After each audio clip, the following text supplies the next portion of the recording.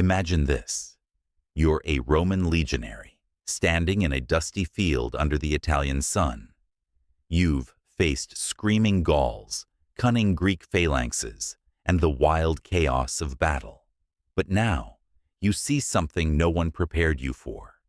A wall of monstrous creatures, taller than any man, with hide thicker than the armor of a tank, eyes wild, tusks gleaming, and enemy soldiers riding atop. War elephants, living battering rams, and they're coming straight for you. It's easy to laugh at ancient fears from the distance of centuries. But even in the 20th century, when the first tanks rolled across the mud of World War I, hardened soldiers panicked, broke ranks, and fled, because nothing in their experience had prepared them for such machines. For the Romans, elephants were even stranger and just as terrifying. When Rome first faced war elephants, it was against the Greeks, not the Carthaginians. The legendary Pyrrhus of Epirus landed in Italy with a band of veteran soldiers and 24 elephants from far-off India. Even Hannibal himself later called Pyrrhus the greatest general of their age. At the Battle of Heraclea, Pyrrhus's elephants trampled Roman cavalry and sent the horses into chaos.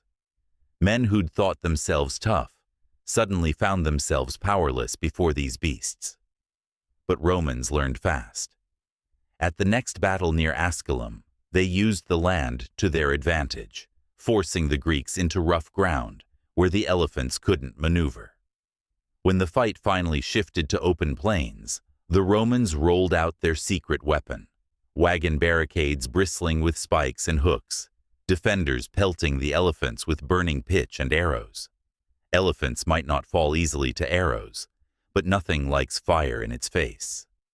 Pyrrhus won, but only just, muttering his famous line, "Another such victory, and I am undone."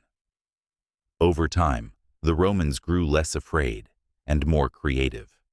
In the siege of Beneventum, light infantry peppered the elephants with javelins until one young beast was wounded and ran wild, setting off a panic among the rest.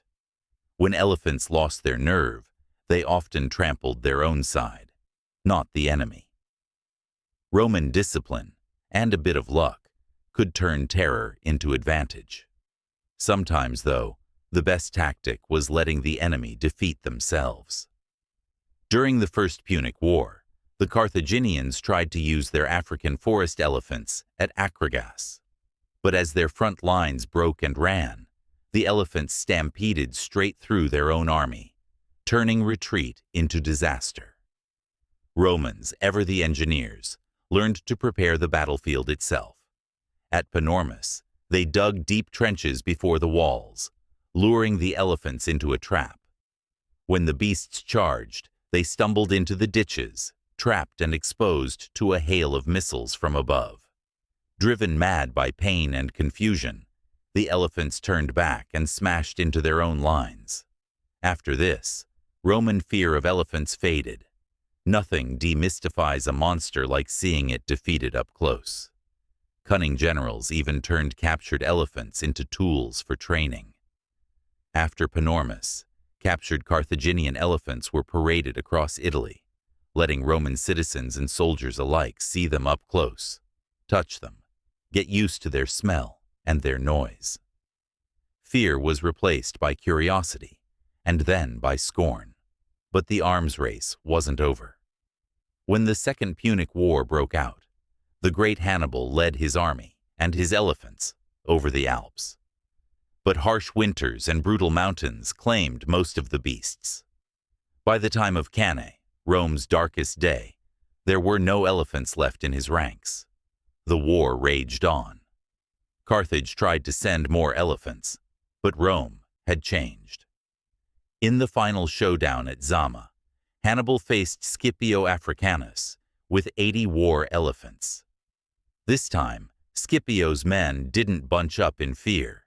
They opened wide lanes in their ranks, raised a deafening racket, and let the elephants charge harmlessly through, showering them with javelins as they passed. The beasts panicked and ran, and the Carthaginian line collapsed. For Rome, it was the end of the terror.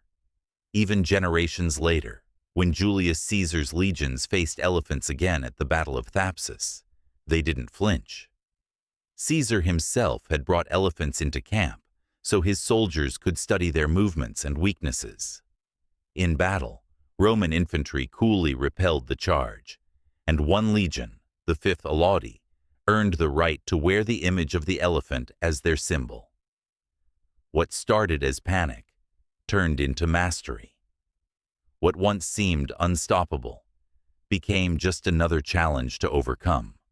The Romans defeated elephants not only with weapons and traps, but with discipline, adaptation, and relentless practice.